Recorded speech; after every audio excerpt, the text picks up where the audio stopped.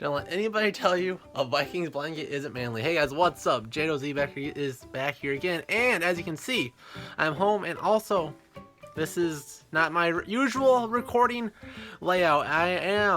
My laptop broke, so you guys have to deal with this on my phone. I think audio and video actually looks better this way, but no editing, unfortunately, for a while until I get my laptop fixed. I have to get another one, so we'll do what I can, but this is my Vikings vs. Bears game preview, so let's get to it and talking about the injury report as always. So check this out. This is how we're going to edit these videos from right now. One out. So, focus. Okay, that's probably not going to work at all. I'll just read it.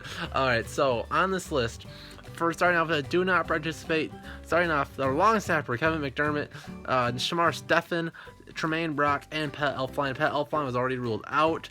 I would imagine Kevin McDermott won't play. I'm not sure if we're going to place him on IR and go with the long snapper we just got on the practice squad, and that's low-key a very key injury because how we were so the Buddy Anderson, the Blair Walsh, we really don't want to mess up a field goal, and a long snapper is a 1/3 of the puzzle. So losing Kevin McDermott could be a very key injury, but hopefully he gets good enough, because I don't know how healthy you have to be able to long snap.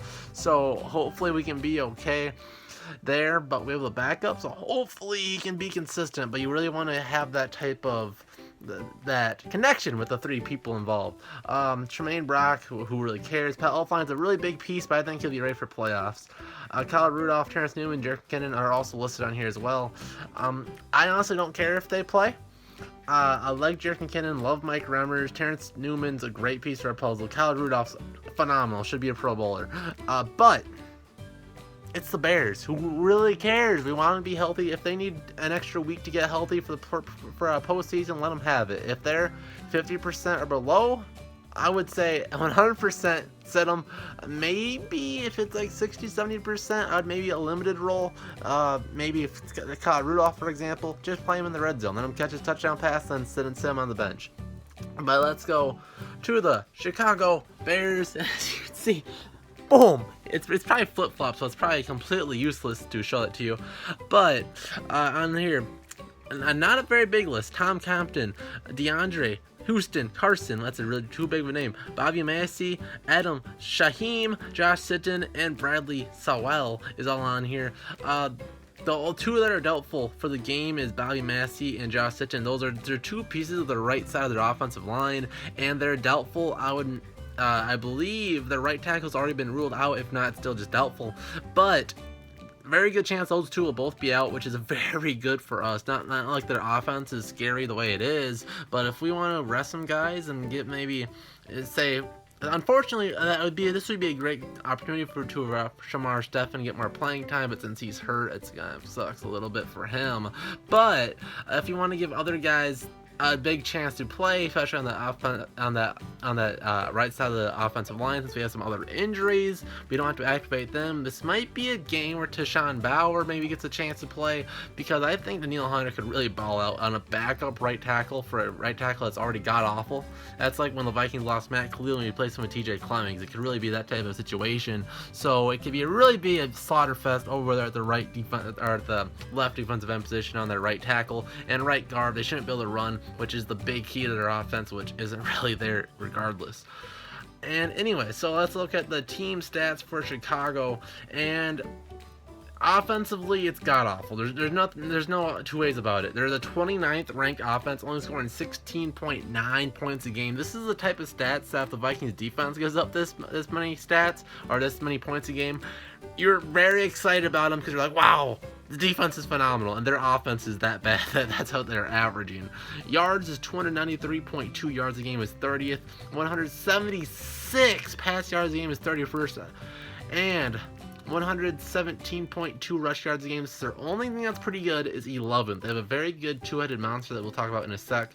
But let's look at some individuals, and starting off with a rookie, a guy they traded up for, and he's not really lived up to his potential so much this year, but you gotta take it with a grain of salt. It always takes quarterbacks a little while to develop, and his weapons around him are atrocious. So Mitch Trubisky, attempted 294 passes, completed 176 of those, a 59 59.9 completion percentage compared to Glennon has a 66.4, so that kind of sucks for them.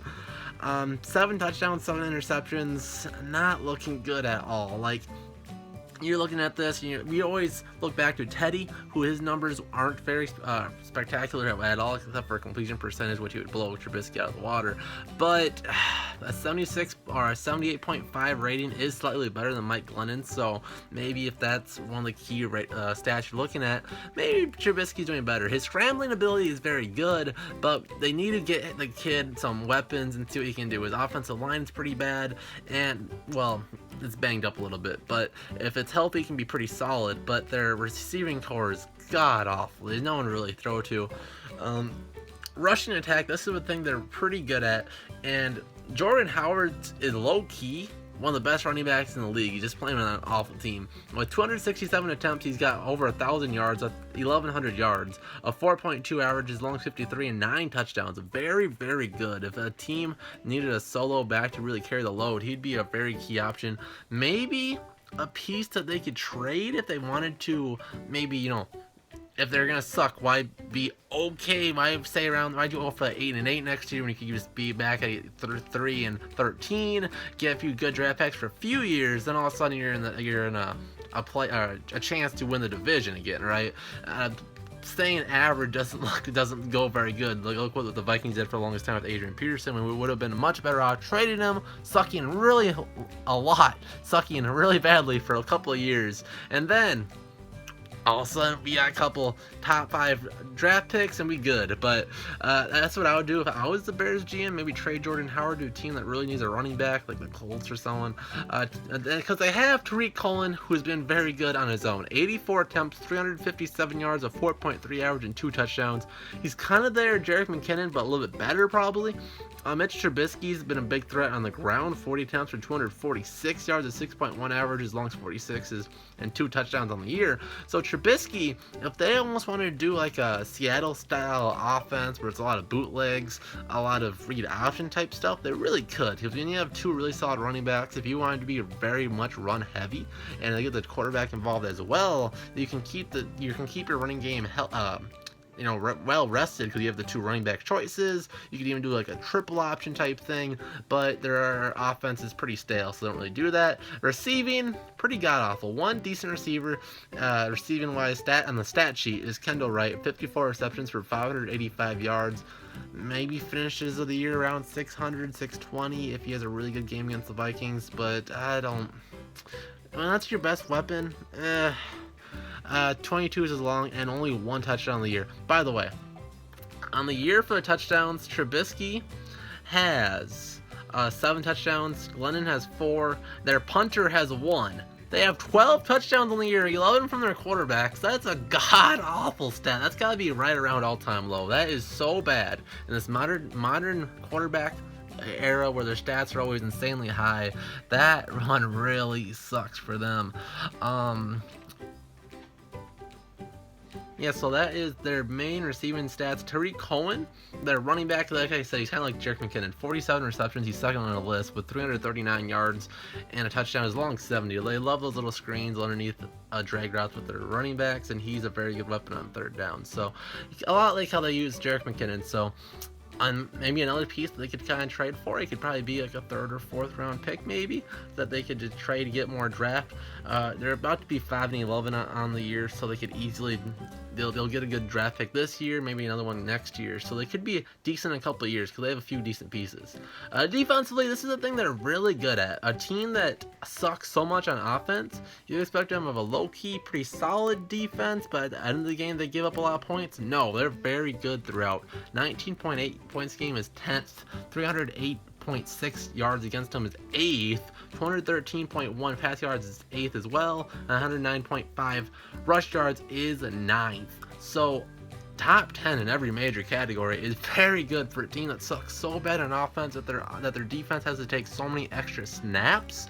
So unfortunately, there's be a good chance that this isn't a blowout, so our starters might have to play a little bit longer than we would like, but hey, who knows? If the Vikings offense can show off against the Bears, who people just think they suck, but they have a very good defense, very, very solid defense.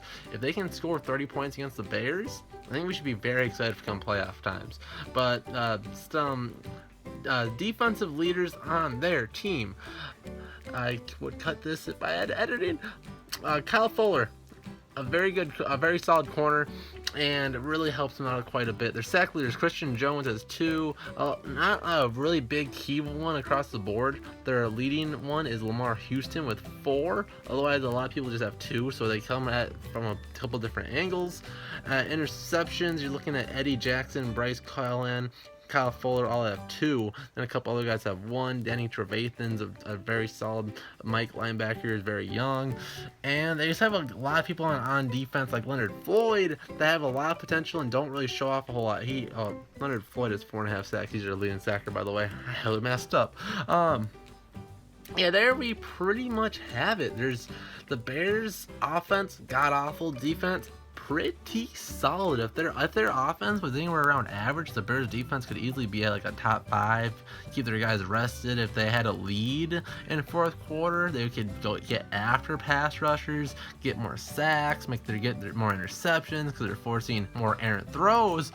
But it's 10th regardless, so it's a very scary defense, low key, and you have to keep them on their foot. So score predictions. We're at home, so I think we can do a very good job. But even though the defense is really good, I think our offense wants to kind of prove it. We'll be resting some players, so maybe not as big, but I think final score prediction 27-10 Minnesota, and we go into the playoffs on a winning streak. We clinched the 2nd seed, and for those of you wondering, no, we cannot get the 1st seed. The Eagles already clinched it, and yeah. So if you want to, if any of you really like me and want to support me, maybe help me, just open this video on like 25 different tabs. Just keep it going, share it to all your friends, family. You're home for the holidays. You can just pass around the links to the channel to everybody. Subscribe, and we'll see you guys next time. And hopefully we'll get my laptop fixed up sooner than later. See ya.